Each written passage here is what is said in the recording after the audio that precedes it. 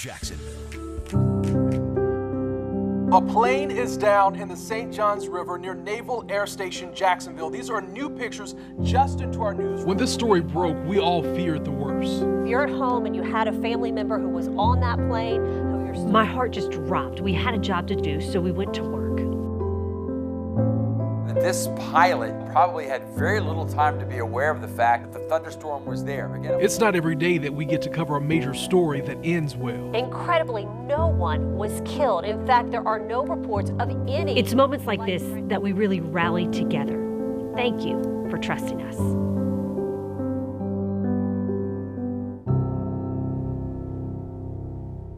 And so as the sun comes up here in Jacksonville, we are getting our first look this morning at the Boeing 737 that still is in the St. Johns River. Truly a miracle on the St. Johns. And we want to recap you if you're just joining us this morning.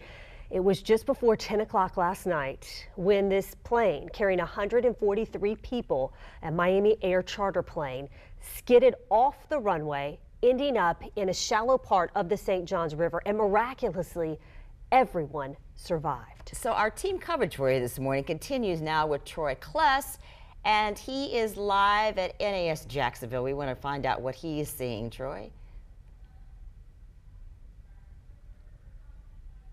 Might have to wait just a moment to hit with Troy, but I'll tell you what, let's talk a little bit with Steve Fundero. We just had a really interesting discussion during the break, and we were talking about lightning strikes, and there was a lot of lightning last night, but a plane can handle a ground strike of lightning, right? Yeah, they're built for that. And what they kind of have like this little, I've been into the Marvel movies lately, so they kind of have this little shield around them. Right. The way that the aluminum is built, and I think it's aluminum, in planes, that when they get struck by lightning, it kind of absorbs all of the energy and then sends it back out the tail fin. You've ever noticed they have that little antenna? So it goes right back out to the air. So, I mean, while it would have given the plane a little shake, they're built for that. Pilots know how to fly in that. Pilots also know how to fly and land in crosswinds and stronger wind gusts. However, this is a thunderstorm that developed so quickly. You guys were talking, Tim mentioned it last night. Right. It happened so fast that there wasn't maybe that extra 2 to 3 minutes where there could have been time to prepare for it. So that might have been an issue. And it probably wasn't, well, we don't know, but maybe not a visibility issue. It was bad visibility, but not impossible to see, Not impossible. And maybe it was, though, when it comes in the case of wind coming out of the thunderstorm so fast that it produces blinding rain very quickly. So all factors we'll have to keep in mind. Yeah, it could be months now, as you had mentioned earlier, for us to get answers as to that. Let's go live now out to NAS Jax, where Troy Kless is continuing our team coverage. Troy? Yeah, thank you, Heather. We're here and we are hearing that the Red Cross is stepping in to calculate exactly how many people are in need of assistance after that crash. Now they are still working again to figure out exactly how many people they are going to help, but they brought in a trailer full of supplies from, again, cots to food to, again, medical supplies and even things to help with mental health. There are a lot of the resources that they're going to provide to people if need be. Now, since the crash happened, of course, many of those people either going to a hospital or since even taking flights to get to their intended destinations. So again, that number of how many people they're helping out is still unclear at this time. But Amber Bierfriend with the Red Cross spoke with us earlier this morning about what their role is and what they hope to accomplish. We're always prepared, so we have volunteers on standby all of the time, so they're on call 24 hours a day. Normally we would be responding to a house fire or something smaller, but we're always ready to gear up for situations like this. Now again, they are ready to supply for whatever needs are, again, asked, and again, they are going to remain here in the area, of course, until they are called to given the all clear, basically. So once we, again, know exactly maybe how many people they're helping out, we'll make sure to relay that to you and update you both on air and online as well. But for now, live at NAS Jax, Troy Kless, First Coast News, on your side. All right, Troy, thanks so much. So some of the passengers on board were headed to Jacksonville, getting off here, but others were not. We know some were headed to California, some were headed to other places around the country. So for those people, last night, They end up on a plane in the river, and now, as Troy just said, the Red Cross has stepped in to help them, to provide them with whatever they may need today. I can just imagine what the situation was like, because they knew it was stormy. So when I'm on a plane, I get nervous when it gets stormy, and then all of a sudden, as Steve's saying, this hit quickly and suddenly, and it was just had to have been so jolting. And then you had water and you're going right off the runway. I mean, what they've been through. We did have one of our reporters talk to some of those passengers, but they declined to comment, which is fine. And we want to respect that, because I'm sure they just want to hug their loved ones, calm down, and try to absorb what happened to them last night. Let's go to Lou Turner. He is out on a boat in the St. Johns River, fortunately looking at a plane that is now empty because everybody survived, although we're so worried about the dogs and cats inside. Hi, Lou. Exactly, and certainly, hey, Jenny, certainly something to think about this morning. But a perhaps hopeful perspective from that angle is that we know the cabin remained dry. Of course, cargo stowed, and any of the pets, of course, that we've been talking about have been stowed down below. But at least we know that there is the shallowness is playing a good part in this. But of course, you know, the buoyancy, but water has stayed out of the cabin the entire time. Fascinating stuff. The big question as we go through the morning is going to be the potential for fuel spill there, but it looks like that's been mediated right now by the yellow float there in the river. Now, we have seen a lot of authorities out, mainly Florida Fish and Wildlife out here patrolling, keeping everyone at a safe distance, keeping us at a safe distance for everyone to work, but also potential for any chemical leak as well. So we're staying well on the one half side of the river. We're about the portion of the river where it's about 2.5 miles wide. So we're back away. Zoom is helping us kind of see exactly what's been happening. We've noticed a little bit of movement with the aircraft as we're going by. One of the more interesting things I saw is, of course, JFRD responding to this through the evening. More than 80 personnel getting out here and taking care of business. We saw the pictures of folks actually on the wing, which takes you right back, of course, to what happened on the Hudson River. A completely different scenario, obviously, but it was seeing the people acting swiftly and with great care from the crew as well, to be out on the wing, and with JFRD responding so fast and making sure everyone's all right. It's so impressive. But the nugget I saw tweeted by JFRD, just a testament to how they prepare, is that yesterday, just before this was happening, they were actually preparing for this very thing. They were doing drills on the water for water rescues. That day, always prepared. And to me, you can call it coincidence. If you're a person of faith, you can call it a miracle, or, you know, just divine intervention. But considering what's happening right now this morning, take that as you will, as heavy as that may seem. It's incredible to think as that plane skidded off the runway, now closed, and you see the jets off in the background there. But here we'll continue to bring you some live pictures from the river at the wonderful kindness of Captain Rusty, who was with us this morning, was willing to get up early and take us out on the river at the safe distance. In the meantime, back inside to you guys. Lou, this is Jeannie. If you can hear me, you mentioned that you see the yellow buffers, which apparently are containing any kind of fuel. Yes. So you're not seeing any spots of fuel or black oil or anything like that at all from floating around the river? No, and you know, that's pretty distinguishable. You know what I mean? Like, you're right. You would be able to see a sheen. Now, we are, I'm going to estimate roughly a nautical mile or so. Is that fair, Captain?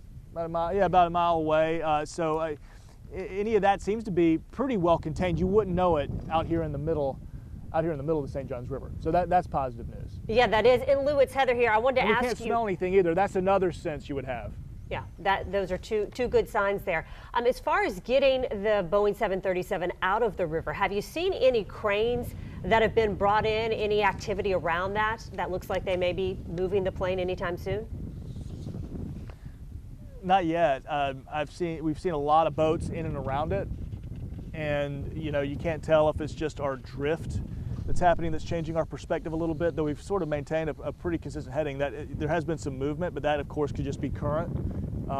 Not sure that if they've actually, you know, anchored or moored the plane into the ground there at that shallow depth. But No, to answer your question directly, as far as cranes or anything like that, have not seen anything like that just yet. Imagine that GO team from the NTSB's got to get here and do their due diligence before anything like that will happen. Lou, thank you so much. We'll keep checking in with you. You've got a really excellent vantage point right there. And he just mentioned that GO team, which is the team that dispatches immediately after an accident like this. And one thing is, it's interesting, they split this GO team by area of expertise. So if you're an expert on hydraulics or the pneumatic system or the electrical system, that's what you look at. Somebody else looks at the crew's preparation days before. Somebody else looks at the crew to see, had they had a really long day, maybe they were tired, or is there any issue like that? And they split all that up and then do their investigation, then bring the information together. Yeah, and it often takes months to determine. I know when the plane went down in the Hudson River, they actually took the entire engines apart, trying to see what they could find inside of the engines. So they have their work cut out for them, and they will be, we don't know if they're on the ground already, but if they're not, they are on the way here to Jacksonville. Our Jessica Clark is live right now, continuing our team coverage from NAS Jax. Jess, bring us up to speed on what's going on there right now. Well, as I mentioned last time, we were just barely able to see the sun about 30 minutes ago or so. It is now fully up. NAS Jax all lit up behind me. The river is that way, and so we can't see the plane from our vantage point, but we know, I was just over at NAS Jax just earlier this morning, and you know, it seems to be pretty routine what's going on over there. However, our crew that was here overnight said sometime in the early morning there was an escort, a police escort, bringing in people who are either relatives or friends of the people who were on the plane, taking them in to meet them. They didn't stop. They didn't want to talk to the media at that point. Of course, you know, they're just worried about their loved ones, and so they took them on into the location so they could meet them. You know, one thing I want to bring up, one of our team members, Jeff Allen, is very familiar with aviation, and he did some research, and according to his research, this was runway 10, which is the longest runway at NAS Jax. He found it to be more than 6,000 feet long, and he said it is that's the equivalent of about 1.7 miles. So it's a long runway. So certainly how it landed, where it landed, why did it go off the runway at the very end will be part of the investigation to determine just what happened with this crash. As we mentioned, this was a plane that was with Miami Air International, so a charter flight out of Guantanamo Bay, Cuba to NAS Jax, a routine flight that takes place weekly, if not several times a week, on board civilians and military personnel. All of them, as you've mentioned, thank goodness, were able to get off okay, some with minor injuries.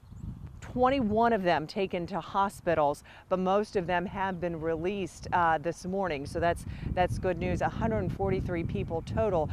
You know that they were just, they had to have been scared. I heard one man say he was terrified with all that was going on last night.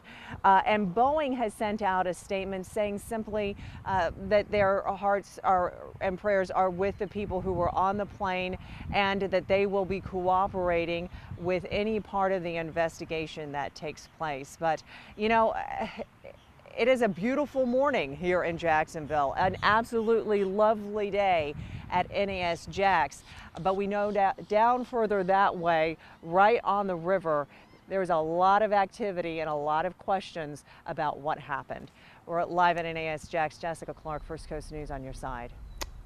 There sure is, Jess. Thanks so much. And it's nice that we have beautiful weather for all of those people now at work trying to figure out what caused this plane to end up in the St. Johns River. You know, I was in the newsroom last night when we got word that this large plane ended up in the river. And the first thing that came to my mind was the miracle on the Hudson.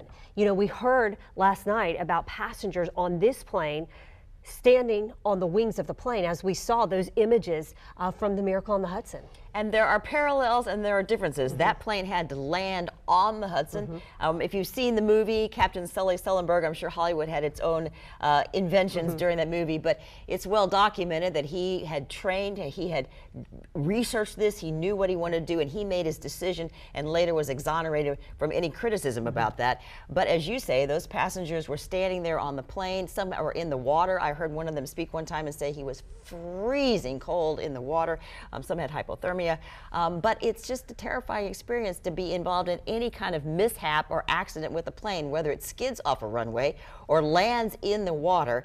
And so let's go now and find out a little bit more about one of the passengers from Shelby Danielson, because we have somebody who was in that airplane that landed on the Hudson about a decade ago. He lives in St. Johns County now. That's right. And Jeannie and Heather, you know, you guys were talking about how they were standing on the plane, and there are a lot of differences. There are a lot of similarities too, though. And I was talking to Casey Jones. Now, he is from the First Coast. He survived that miracle on the Hudson, and he was telling me that he later learned that they were able to stand on the wings of the plane, and it was floating for so long because the jet fuel took so long to leak, or really little of it leaked. And so that was what the difference was, or one of the differences was there. So it floated for so much longer, and there you are. He was standing on the wing of the plane. He said he later ended up in the water. He had to borrow someone's clothes. It was freezing.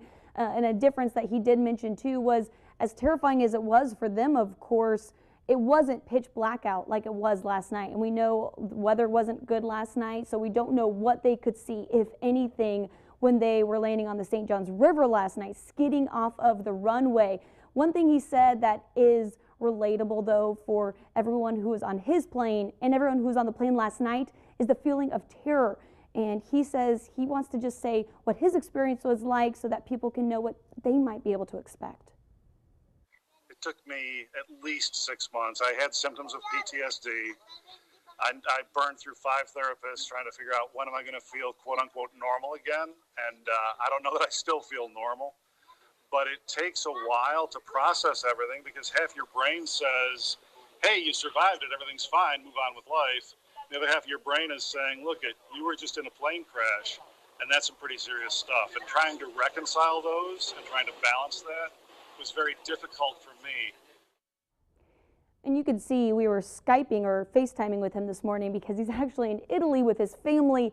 But that in itself, he says, is all part of the coping process. He hopped on a plane 10 days later and he's still flying because that's part of getting over that tragedy and that terror. But he says it still has never been easy. He used to enjoy flying. He doesn't enjoy it anymore. But he says it's important to confront that terror that you felt so that you can move on. And of course, he has his family to do that with. He's met back with the other passengers who experienced that with him on that plane. He also says this morning, when this happened overnight, he was getting text after text and calls because people knew out of, all of us, he could relate to what was happening. We're going to hear more from him throughout the morning.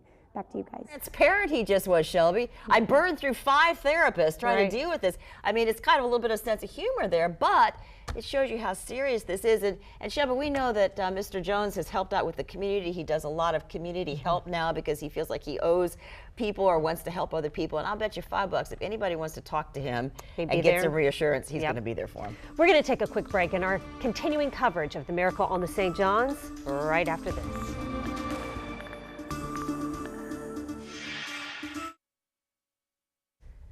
We can smile. We know people have been through a lot of anxiety, but we are talking about the miracle on the St. Johns River, a plane with 143 people.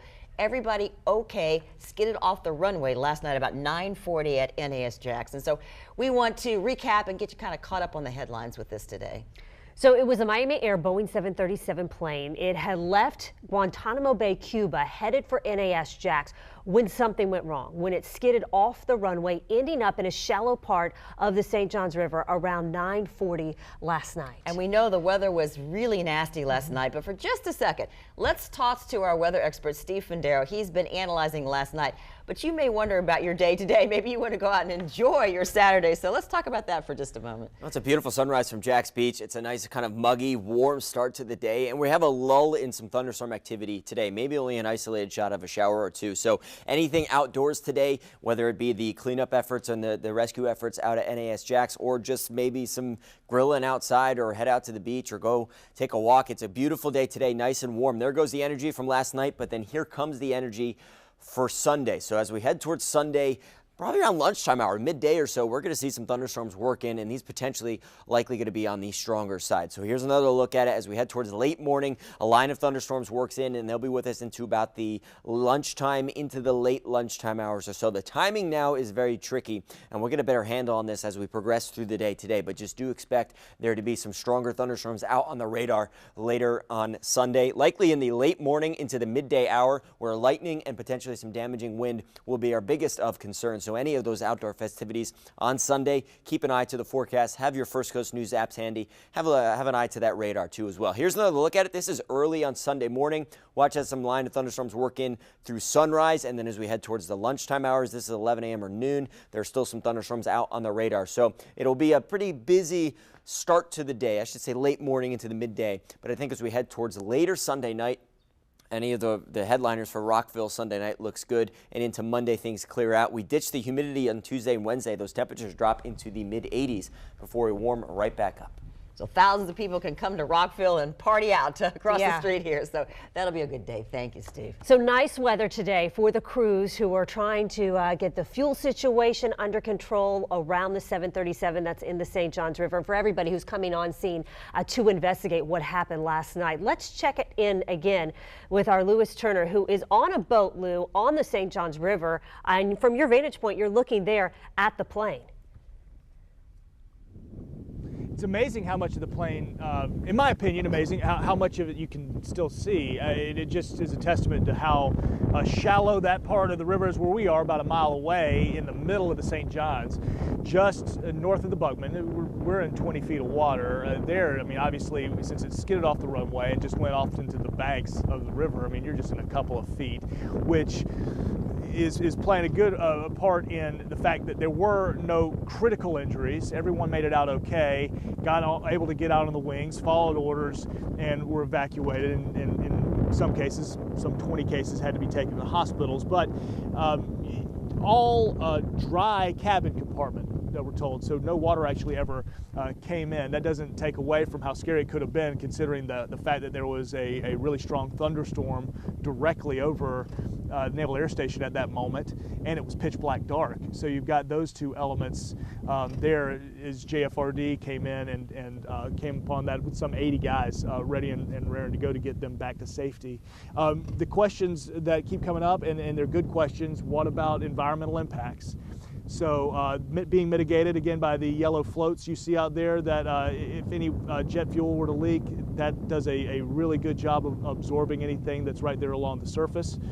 Out here in the middle of the river, we can't smell anything, can't see any sheen, so that's very positive news there as well. The weather side of this, I mentioned the strong thunderstorm, it would have been the potential for even microburst conditions, which would have been very sudden. We knew there were widespread and widely scattered showers and thunderstorms all over the area, a lot of lightning in the area at the time, but where it all kind of has a wild card, and certainly something that the NTSB is going to work with local media with, is the potential for the microburst, which could have brought in some 60, 65 mile an hour winds, which considering the plane was making a landing out of the west, making its approach out of the west, that would have been a tailwind.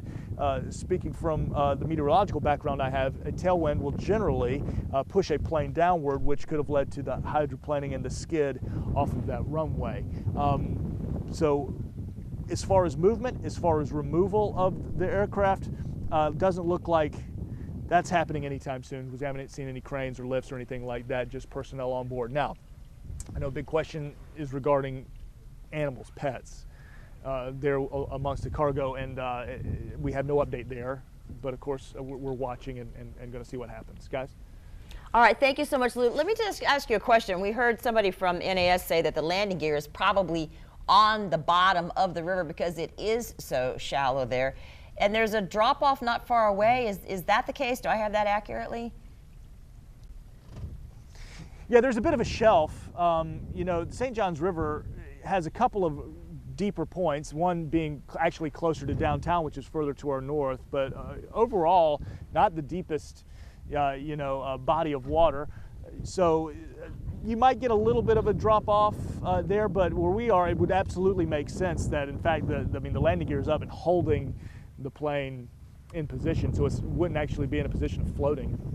Wow. Okay, Lou, we're going to continue checking back in with you throughout this morning. Thank you for that update. The NTSB right now sending its GO team here to Jacksonville to investigate what caused this Boeing 737-800 model to end up there in the St. Johns River. You know, Boeing's been in the news so much lately because of the 737 MAX that was grounded worldwide. This is a totally different model, but still the same company, Boeing. And so they're going to be coming here to investigate how this all happened and what went wrong last night. Yes, another blow for Boeing. We don't know exactly if that had anything to do with the structure of the aircraft or anything like that. That is, we don't want to speculate on that, but we'll have to wait to see what the NTSB said.